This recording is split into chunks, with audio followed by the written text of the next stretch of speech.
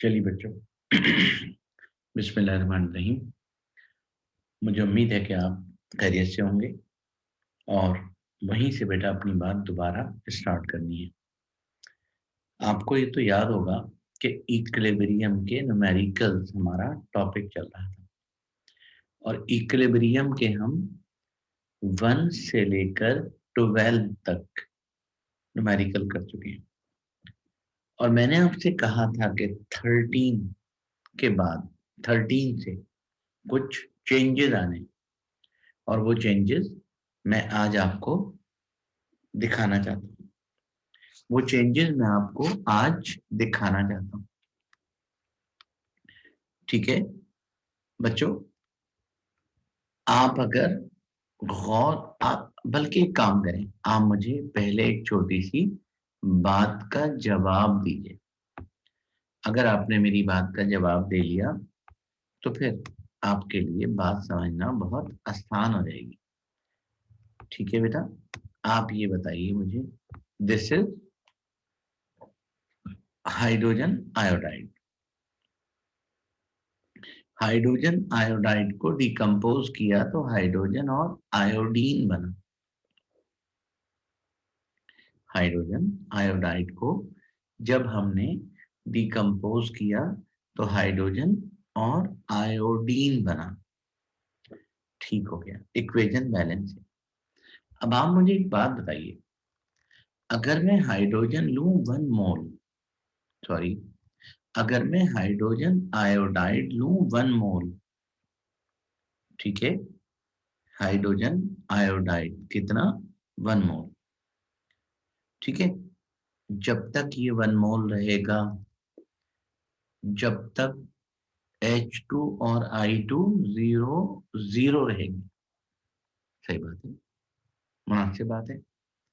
जब तक hydrogen iodide 1 मोल लिया है, 1 मोल ही है, तो इसका मतलब रिएक्शन स्टार्ट नहीं हुआ ना, तो प्रोडक्ट डेफिनेटली जीरो जीरो रहेगा।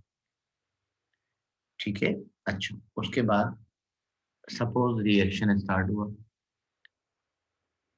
ठीक है, मतलब रिएक्टेंट प्रोडक्ट में कन्वर्ट होना शुरू हो गया। ठीक है, तो जाहिर सी बात है रिएक्शन रिवर्सिबल है, तो रिवर्स भी होगा और रिवर्स होगा तो इक्विलिब्रियम भी आएगा, है ना। अब आप मुझे ये बताइए कि अगर इक्विलिब्रियम आ गया, ठीक है, तो हाइड्रोजन और आयोडीन अभी भी जीरो जीरो होगा? नहीं, कुछ ना कुछ मोल हाइड्रोजन के बनेंगे और उतने ही मोल आयोडीन के बनेंगे। हमें ये नहीं पता कि हाइड्रोजन के कितने मोल बनेंगे, आयोडीन हाइड्रोजन के कितने मोल बनेंगे, आयोडीन के कितने मोल बनेंगे, ये नहीं पता। हाँ, ये पता है कि हाइड्रोजन के जितने मोल बनेंगे, आयोडीन के मोल भी उतने ही बनेंगे। सही हो गया, हाइड्रोजन और आयोडीन के मोल बराबर बराबर बनेंगे। तो ऐसा करते हैं ना, सपोज कर लेते हैं बच्चों, ऐसा करते हैं कि सपोज कर लेते हैं, क्या सपोज कर लेते हैं, हाइड्रोजन के मोल बने x और आयोडीन के भी x, x मोल हाइड्रोजन के, x मोल आयोडीन के। सही। अब आप ये बताइए, क्या हाइड्रोजन आयोडाइड अभी भी 1 मोल होगा? नहीं, इसके मोल बढ़ जाएंगे, नहीं, कम हो जाएंगे। बढ़ तो सकते ही नहीं है, कम हो जाएंगे। कितने कम होंगे? जितने मोल प्रोडक्ट के बने उतने ही कम होंगे, यानी 1 - 2x। एक दफा दोबारा बोले, 1 - 2x, 1 - 2x। सही बात है, जितने मोल प्रोडक्ट के फॉर्म हुए, रिएक्टेंट में से उतने ही मोल माइनस हो गए। ऐसे ही होता है हमेशा। अब एक नया जवाब दीजिएगा, अगर ये कौन है, फास्फोरस, पेंटाक्लोराइड, फास्फोरस पेंटाक्लोराइड को डिकम्पोज किया तो क्या हुआ, फास्फोरस ट्राइक्लोराइड बना और क्लोरीन। फास्फोरस पेंटाक्लोराइड को डिकम्पोज किया, ठीक है, तो फास्फोरस ट्राइक्लोराइड बना और क्लोरीन, ठीक है। अच्छा, सपोज करो फास्फोरस पेंटाक्लोराइड लिया मैंने 1 मोल, ठीक है। अगर मैंने ये 1 मोल लिया है तो जब तक ये 1 मोल होगा, जब तक ये 1 मोल रहेगा, जब तक प्रोडक्ट 0 0 रहेगा, सही बात है। फिर क्या होगा, फिर प्रोडक्ट बनेगा, रिएक्शन रिवर्स होगा, फिर कभी ना कभी इक्विलिब्रियम तो आएगा, ठीक है। अब आप ये बताइए, जब इक्विलिब्रियम आया तो बताएं क्लोरीन के मोल Cl2, क्लोरीन के मोल कितने होंगे, हमें क्या पता कितने होंगे, ठीक है, पता नहीं कितने होंगे, मगर ये नहीं पता कि क्लोरीन के मोल कितने होंगे। हाँ, ये पता है कि जितने मोल क्लोरीन के होंगे उतने ही मोल PCl3 के भी होंगे, जितने मोल क्लोरीन के होंगे उतने ही मोल PCl3 के भी होंगे। इक्वेशन कह रही है कि दोनों के मोल बराबर हैं, तो ऐसा करते हैं, सपोज कर लेते हैं, इक्विलिब्रियम पर सपोज कर लिया हमने कि क्लोरीन के मोल बने x, क्लोरीन के x मोल बने, तो डेफिनेटली PCl3 के मोल भी इतने ही होंगे x,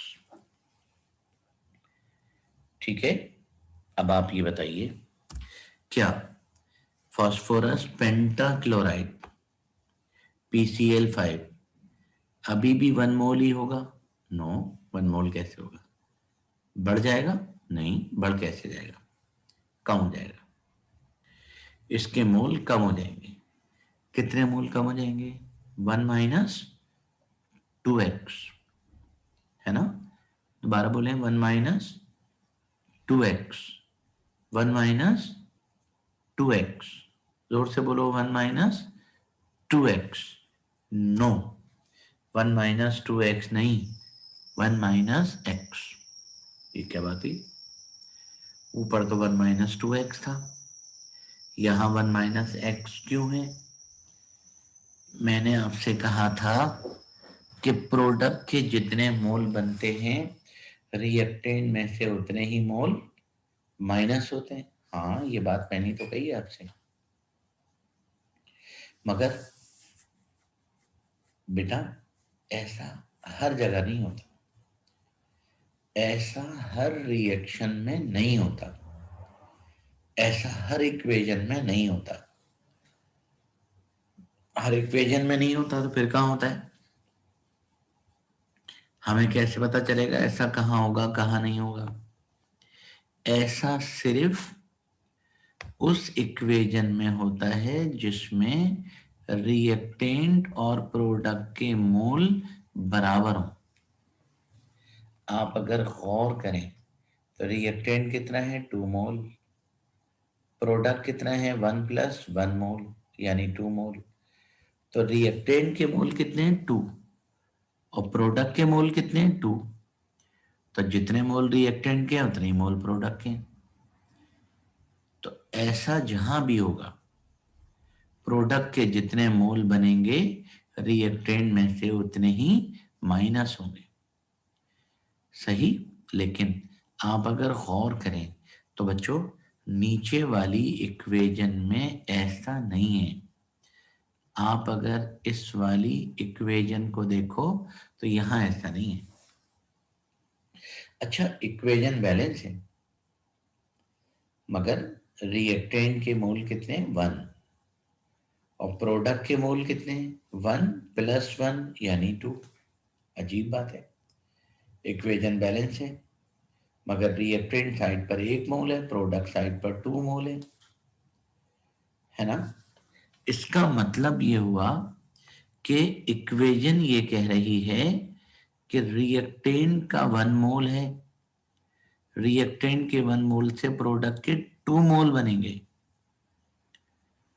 सही बात है।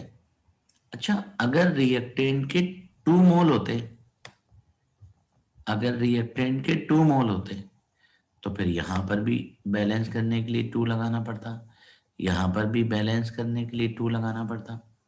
तो अब आप इसको देखकर क्या कहते हैं कि रिएक्टेंट के 2 मोल से प्रोडक्ट के 4 मोल। सही बात है। रिएक्टेंट के 1 मोल से, बच्चों रिएक्टेंट के 1 मोल से प्रोडक्ट के 2 मोल, और रिएक्टेंट के 2 मोल से प्रोडक्ट के 4 मोल हमारे सामने ही बन रहे हैं। रिएक्टेंट के 1 मोल से प्रोडक्ट के 2 मोल, और अगर रिएक्टेंट 2 मोल हो तो प्रोडक्ट के 4 मोल। रिएक्टेंट अगर 5 मोल हो तो प्रोडक्ट के 10 मोल। रिएक्टेंट अगर 10 मोल हो तो प्रोडक्ट के 20 मोल। रिएक्टेंट अगर 1000 मोल हो तो प्रोडक्ट के 2000 मोल। ऐसा है। अब इस बात को मैं उल्टा करके बोल रहा हूं। उल्टा करके कैसे?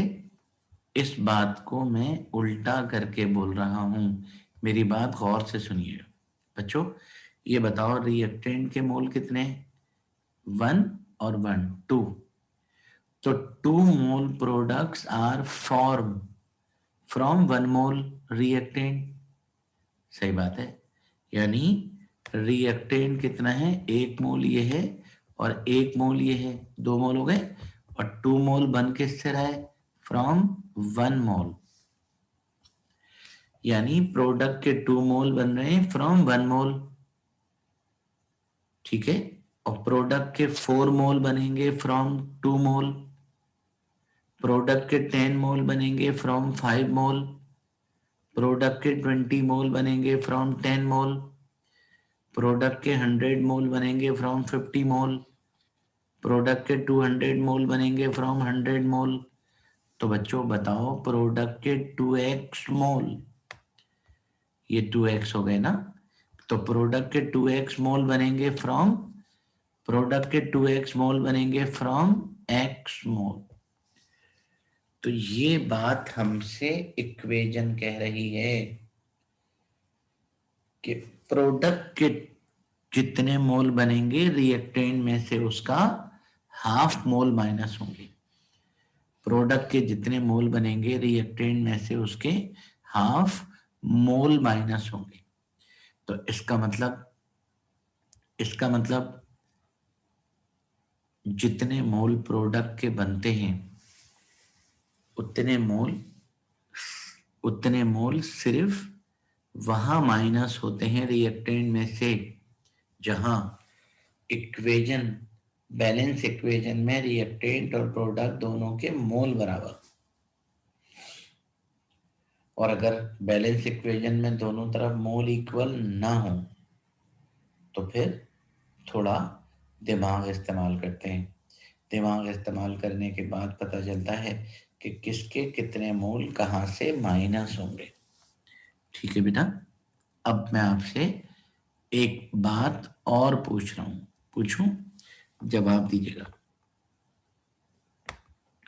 बच्चों आप अगर गौर करें, कर लेंगे ऐसी बात नहीं है, तो इक्वेशन देखो वही वाली है।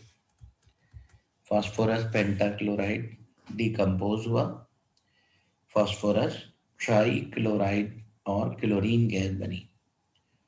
और ऊपर क्वेश्चन में अगर आप देखें तो क्या लिखा हुआ है? इन आ रिएक्शन, और रिएक्शन लिखा हुआ है calculate number of moles of chlorine.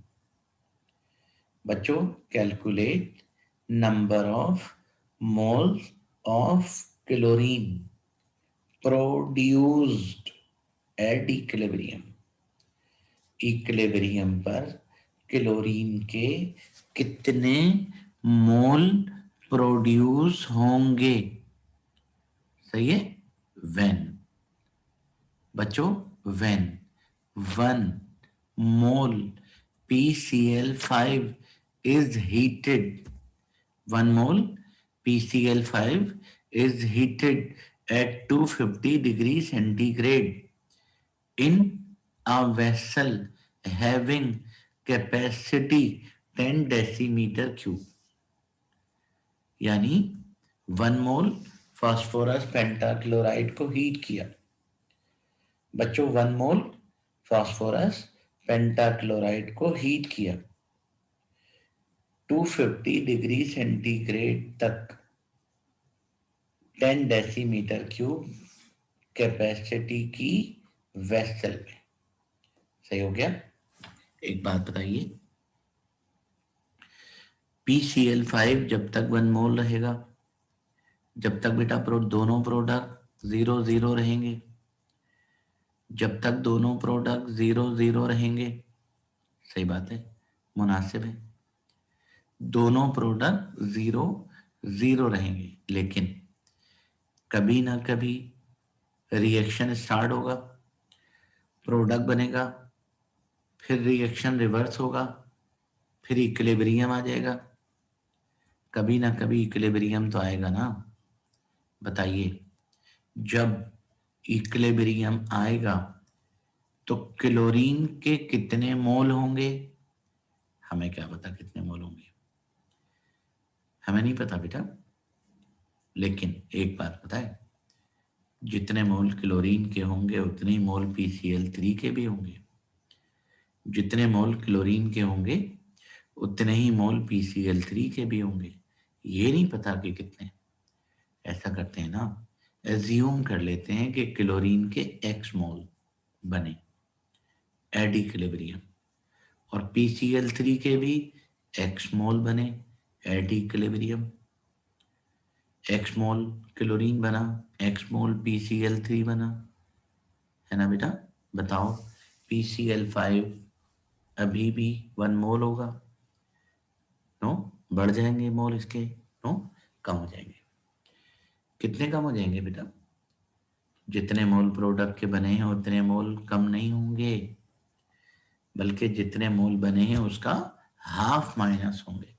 तो X मोल PCl3 और X मोल क्लोरीन बना, तो माइनस कितना होगा? 2x नहीं, X मोल माइनस होगा, क्योंकि 2 मोल बन रहे हैं फ्रॉम 1 मोल, 2 मोल बन रहे हैं फ्रॉम 1 मोल, तो फिर 2x बनेंगे फ्रॉम X मोल।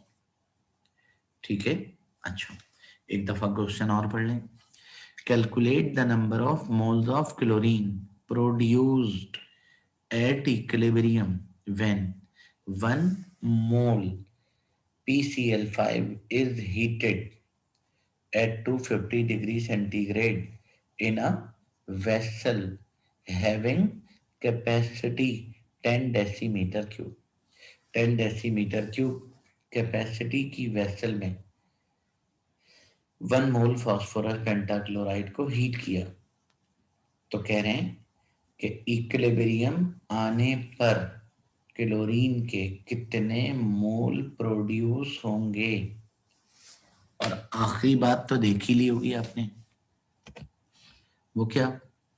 आखिर में लिखा हुआ है at 250 degree centigrade Kc is equal to 0.041, यानी Kc की वैल्यू 0.041 है और क्लोरीन के मोल कैलकुलेट करने।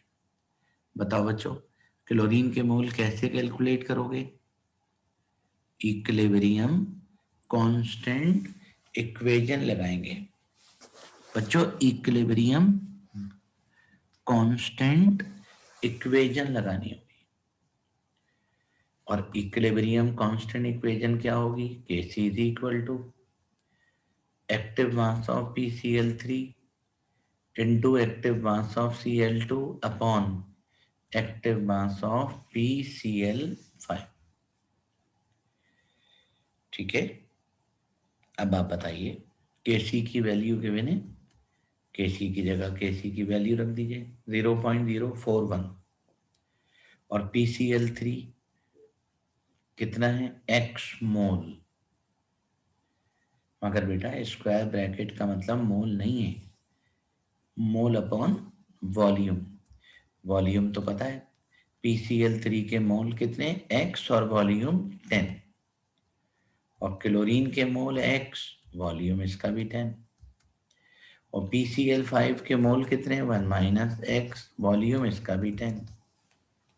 ऐसा हुआ, ठीक है। मगर बेटा आप देख रहे होंगे यहां से चेंज आ रहा है, यहां से चेंज आ रहा है। चेंज क्या आ रहा है, होल स्क्वायर लेने का ऑप्शन नहीं है, क्योंकि ऊपर तो स्क्वायर हो सकता है, नीचे स्क्वायर नहीं है। तो सीधा सीधा आपका जो दिमाग कह रहा है वैसे सॉल्व करेंगे इसको। एक 10 से एक 10 कैंसिल, सही बात है, एक 10 से एक 10 कैंसिल, ठीक है।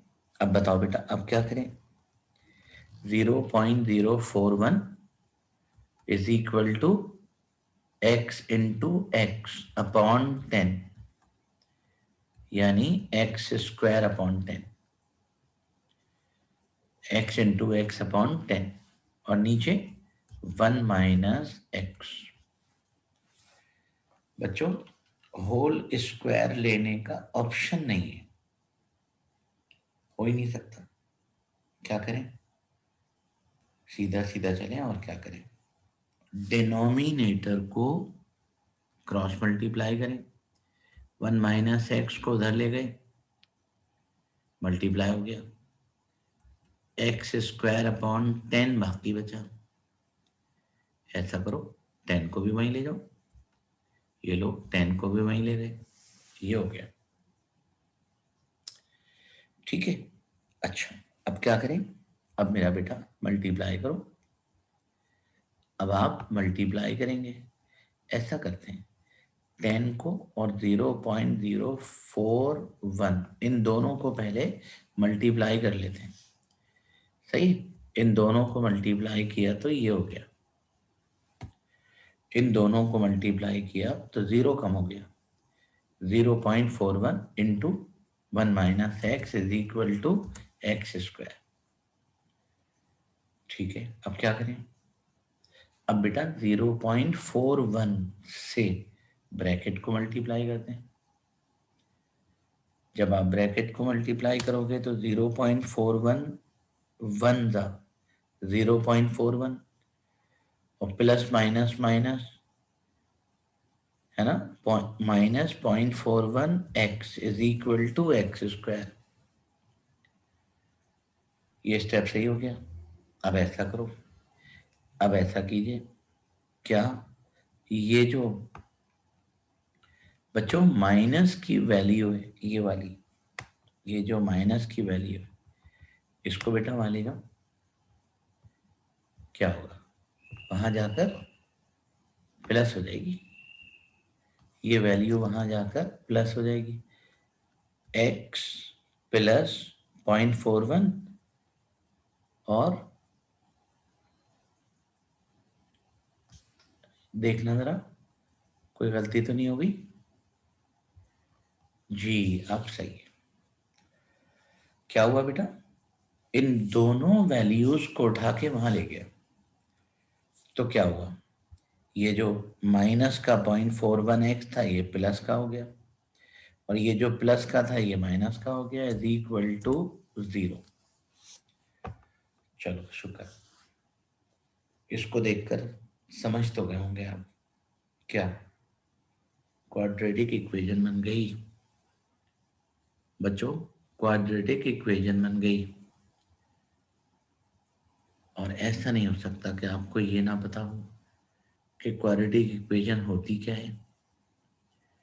ऐसी इक्वेशन जिसमें वेरिएबल की हाईएस्ट पावर 2 उसको कहते हैं क्वाड्रेटिक इक्वेशन।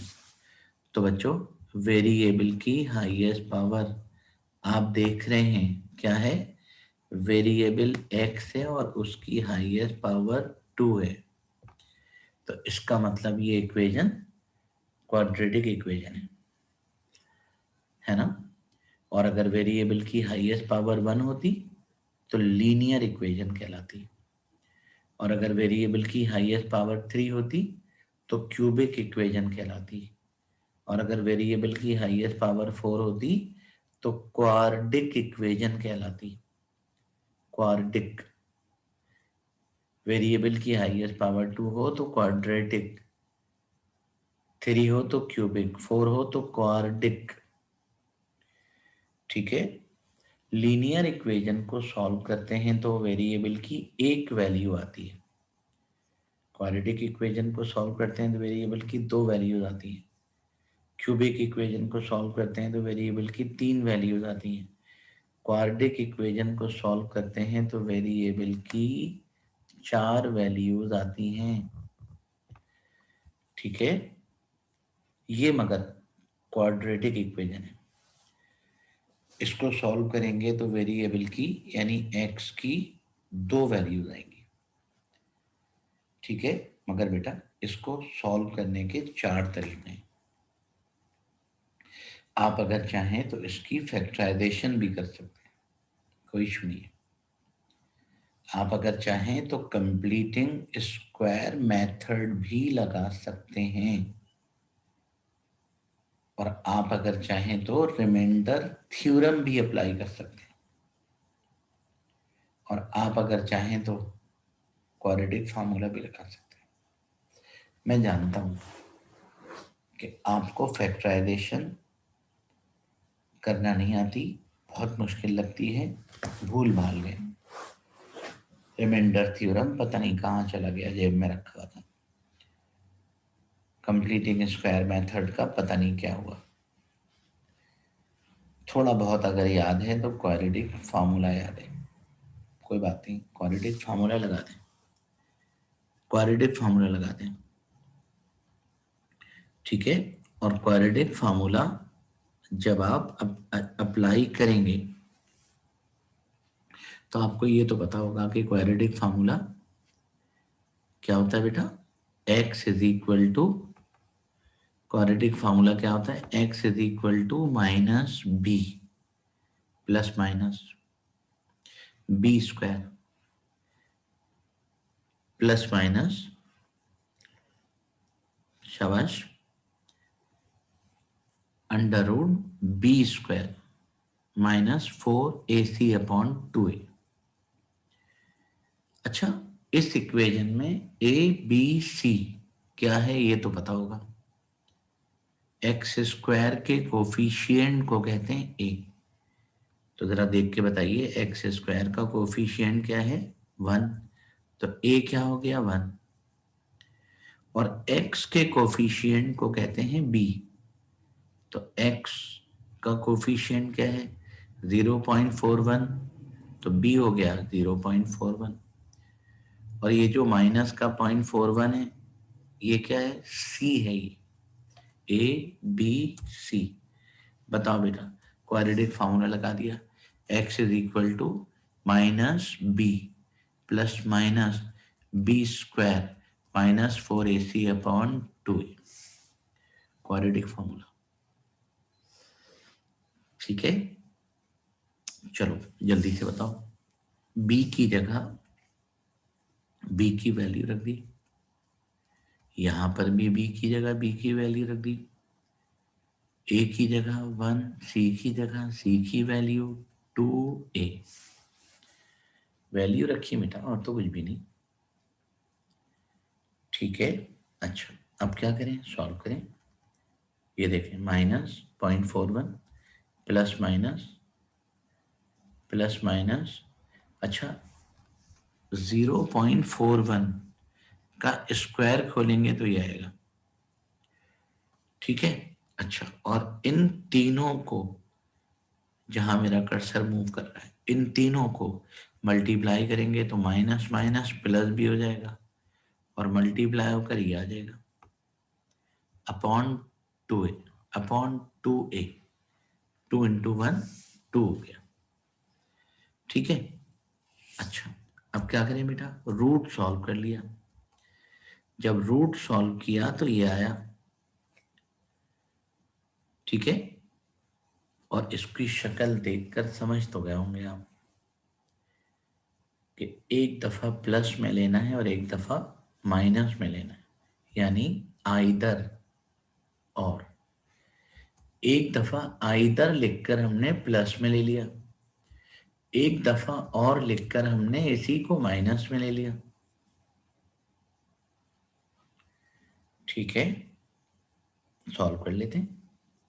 ऊपर वाली वैल्यू को सॉल्व किया तो ये आया x की वैल्यू, और बेटा नीचे वाली को सॉल्व किया तो ये आई x की वैल्यू। ठीक है, अब x की दो वैल्यूज आ गई आपके सामने दोनों। बच्चों x की दो वैल्यूज आ गई और दोनों आपके सामने। अच्छा, आप कहीं भूल तो नहीं गए कि x है क्या? क्लोरीन के मोल हैं, मोल ये रहे जो हमने सपोज किया था। हमने सपोज किया था कि क्लोरीन के जो मोल हैं वो x हैं। और हमसे पूछ भी यही रहे, calculate number of moles of chlorine produce at equilibrium. तो x जो है वो क्लोरीन के मोल है, और मेरा बेटा मोल कभी भी माइनस में नहीं हो सकते। मोल कभी भी माइनस में नहीं हो सकते। तो ये तो माइनस में है, तो नहीं हो सकते ना, गलत है। तो अब आप मुझे बताइए, x की दो वैल्यूज थी, एक को मैंने कह दिया कि ये गलत है। अगर बेटा ये गलत है तो फिर ये वैल्यू सही होगी ना। अगर ये वैल्यू एक गलत है तो ये सही होगी। इसका मतलब ये हुआ, इसका मतलब ये हुआ कि x की वैल्यू आ गई। ठीक है, तो क्लोरीन के इक्विलिब्रियम पर इतने मोल बनेंगे, hence at equilibrium 0.467 mole of chlorine will be form. Chlorine के इतने मोल फॉर्म होंगे। ठीक है, इसकी बहुत अच्छी सी प्रैक्टिस करेंगे। मैं जानता हूं कि क्वाड्रेटिक फार्मूला पहली मर्तबा इस्तेमाल किया है आपने, है ना बेटा? इस क्वेश्चन को कई बार प्रैक्टिस करेंगे, कई मर्तबा प्रैक्टिस करेंगे। ठीक है, अच्छा बच्चों, ईयर 2000 में इसी क्वेश्चन को उल्टा करके दिया हुआ है। उल्टा मतलब देख लीजिए, ये लो वही क्वेश्चन है, सेम वही क्वेश्चन है, उल्टा है मगर क्वेश्चन तो वही है, मगर ये उल्टा है। जी पढ़ते हैं। 1 mole PCl5 was introduced in a vessel of 10 decimeter cube capacity at constant temperature. Constant temperature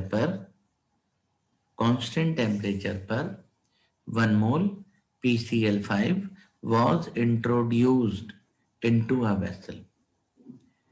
right?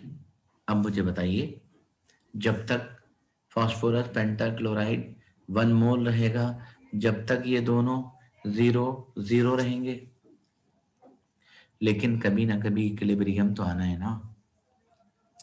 तो देखना बेटा आगे क्या लिखा हुआ है, at equilibrium. At equilibrium 0.465 mole of chlorine gas were present. Equilibrium पर क्लोरीन के इतने मोल बने। अच्छा, ये नहीं बता रहे कि PCl3 के कितने मोल बने, सिर्फ ये कह रहे हैं कि क्लोरीन के इतने मोल बने।